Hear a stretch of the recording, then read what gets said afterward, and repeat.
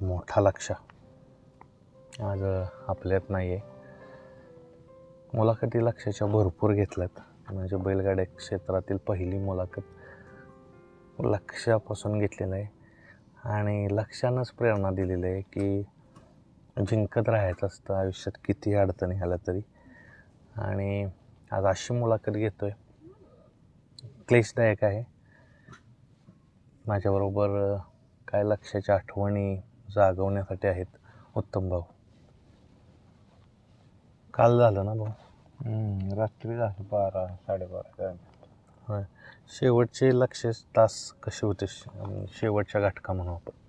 शेवटच्या घटका म्हणजे काय खाल्लंच नाही, दुपारपासून काय खाल्लं नाही, त्यामुळं बैला जरा नाकातनं रक्त आलं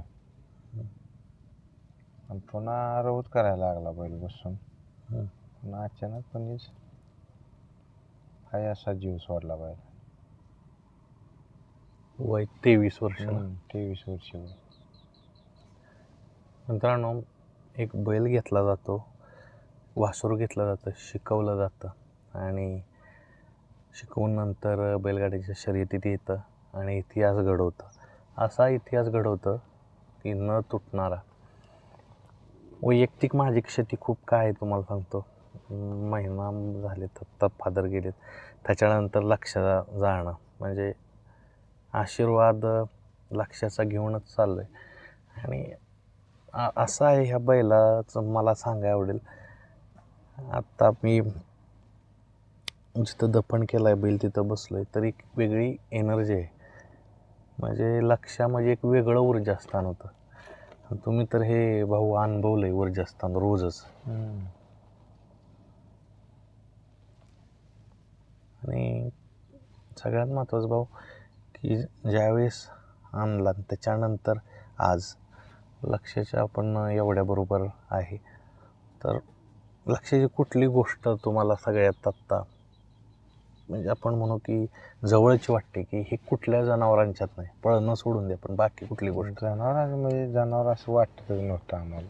म्हणजे आपला घरचा माणूस असल्यागतच बैल होता आपला. बैल म्हणून आपला तो बैल म्हणूनच आपण त्याला बैल म्हणायचो. तर देव असल्यागतच आपल्या घरातला, देवाला पुजल्यागत देव आपल्या. तोंड बघितलं तर कवा आपल्याला वाईट दिवस येणार नाही, कवा काय नाही.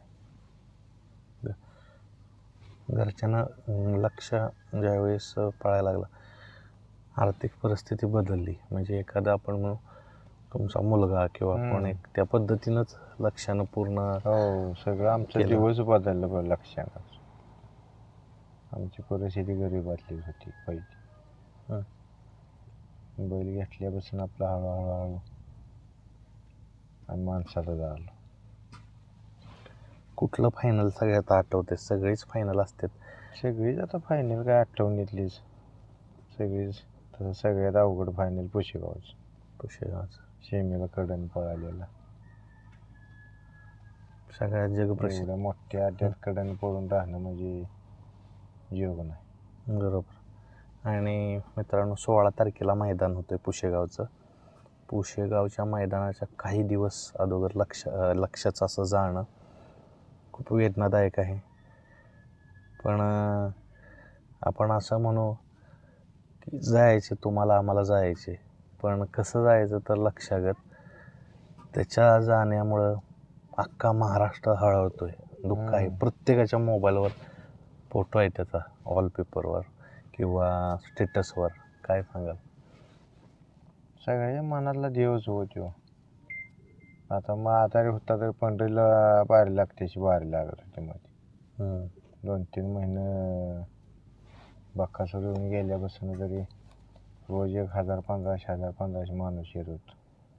2-1 महिने तरी झालं बक्कासूर येऊन गेला.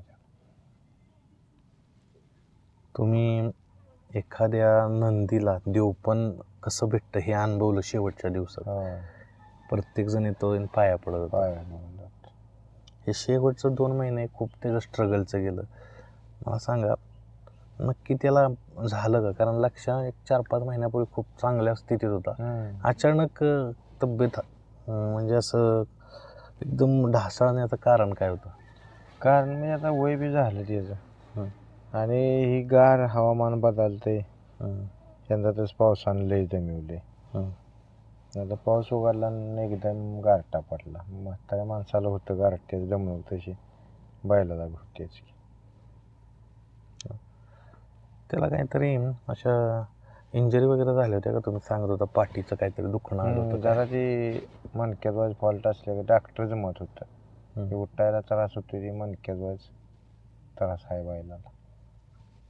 हं. लक्ष ऊर्जास्थानाचं प्रतीक आहे आणि आगामी काळात ही जी जागा आहे का नाही, हे ऊर्जास्थान असणार आहे सर्वांसाठी. की एखाद्या क्षेत्रात जर आपल्याला यश मिळवायचं असेल तर लक्ष्यागत यश पाहिजे, निर्विवाद. होय. निर्विवाद शब्द लक्षामुळे आला. आपण त्याला बैल ही म्हणून कवा सांभाळा नाही. हं. आपल्या घरातला देवच आहे किंवा आपलं काहीतरी भाव असल्यागत म्हणजे आपल्या पाठी उभा राहणार जिथं आपल्याला बाबा ह्या अड्ड्यातून कवा कमीपणा आपल्याला दिला नाही त्यानं. ते आपण नेहलाय अड्ड्यात त्या आणि बिनबुलाचा बैल मागा आलाय असं कवा नाही. धावणीतील कुठली गोष्ट सांगाल की ह्याच्यामुळं लक्षाला असा जवळचा वाटतोय आणि विसरू शकत नाही, धावणीतली गोष्ट ती कुणालाच माहीत नाही अशी कुठली गोष्ट आहे धावणीतली? धावणीली म्हटलं तर म्हणजे आपल्याला बैल नसला का नाही एखाद मुंबईला बैल गेला समजा 1-2 महिना जायच होता बैल मुंबईला आणि त्या टायमाला आम्हाला ती गमायचीच ना. आपला एक माणूस नसले का असं वाटायचं आपल्याला की हो बैल आपल्या धावणीत नाही. आपल्या धावणीत बैल नाही म्हणजे असं आपल्याला गमायचंच नाही. मग आम्ही पण जायचं मुंबईला बैलापाशी महिनाभर 4-8 दिवस राहायचो. आता तुम्ही सांगितलं की करमायचं नाही, पण आता ही पोकळी आयुष्याची तयार झालेली आहे, लक्ष परत दिसणार नाही. आता नाहीच की दिसणार. आता मातीच्या आडाला एकदा गेला की गेला. काय शिकवून गेला लक्षात तुम्हाला? आपल्याला शिकवायचं म्हणजे आता काय सांगायसारखं बैलानं ठेवलेलंच नाही आपल्याला. माणुसकी ही बैलानंच आपल्याला दावली. माणसं जपायची कुठं, माणसाबरोबर बोलायचं कसं, हे बैलामुळेच आपण शिकलो. पुढचं नियोजन कसं असेल, बाकीचे जे कार्यक्रम आहेत पुढचे? कार्यक्रम काय 2 तारखेला मातीच आहे, पुन्हा 9 तारखेला कार्य येतं. मित्रांनो सांगितलं की तिसरं आहे 2 तारखेला, तर जास्तीत जास्त संख्येनं यावं. कारण आपण म्हणू हा बैलगाड्यातील सूर्य मावळलेला आहे. एक महापर्व आपल्याला देणारा एक आपण म्हणू क्रांती सूर्य असंच म्हणूया आपण, की लक्ष आपल्यातून गेलेलं आहे. तर त्याचे जे बाकीचे जे कार्यक्रम आहेत ते 3 तारखेला आहेत आणि जसं सांगितलं 9 तारखेला आहे. तर जास्तीत जास्त लोकांनी इथं यावं. काय हरवले भाऊ? काय आता आपला माणूसच हरवलेलं झालं आपल्याला. बैल हे म्हणजे माणूसच आपण समजलं.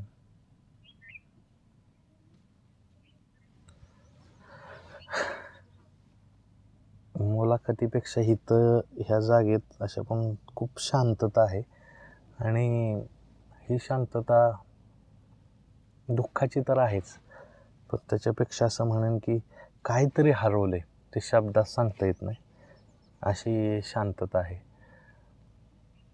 मुलाखत तर थांबूया, पण ही बैलगाडी शर्यतीसाठी खूप मोठी क्षती आहे. कारण एक बैल ज्यावेळेस घडतो, महाराष्ट्र जिंकतो, जग जिंकतो, त्याच्यामागं अशी मालकं असतात, त्याच्यामुळं तो सगळ्यांच्या हृदयस्थानी विराजमान होतो. लक्ष्य एकच होत असतो आणि लक्ष्य एकच होणार. कारण असं आहे मित्रांनो,